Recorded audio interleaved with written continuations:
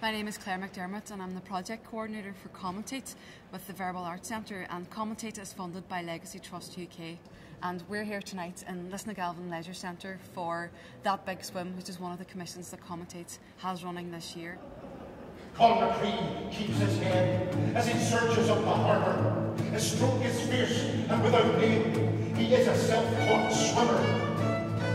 Villagers can't help but cheer on. We've known him since a child.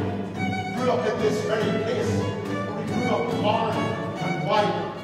I haven't really done this kind of work before. I've written novels, so this was a big change for me, coming out of my room and working with other people. And it took some getting used to be honest with you. It's not something I've really done before. But a brain may also help, thinking tactically. I suppose I was kind of brought into the project first, so I got to pick the sport. And I went for swimming because that's kind of the only sport I do. But I ended up sort of performing a little bit if I was back in the works area of the swimming pool, operating the wave machine, and every now and then on certain key phrases you'd stick in a wave and it would splash here around the people's feet. So hopefully that had a nice touch. 3 men stand on the harbour wall and prepare to fight the ocean, while we sit here and wait and fret on anxious notions. I haven't know. This is very much a first for me, both in terms of venue and in terms of the piece. So it was a lot of fun to do, because it's like those Shakespearean rhyming couplets. When they come at the end of a speech, it's kind of but when there's so many of them, you sometimes find yourself getting a little tongue-tied. But Garrett's writing is just so sharp and so clever that it was just a pleasure to do. He's got that practical experience.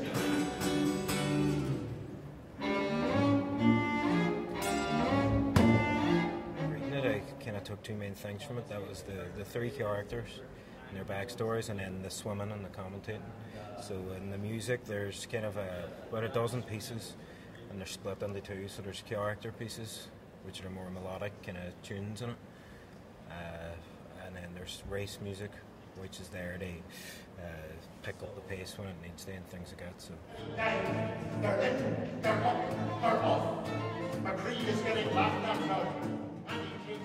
You can do a lot more than if you were to use a piano, say, with stringed instruments, because the sustain you have, and you can do swells and you can do sustained melodies. So it's more just to get as much variation as possible in the texture, and also it's easy to play strings soft on their gym. Piano can be a bit too percussive. As a venue, this is wonderful. It's a great chance to do new things in different places, because you get so used to being in theatres, and to come to somewhere like this is just it's an experience, shall we say.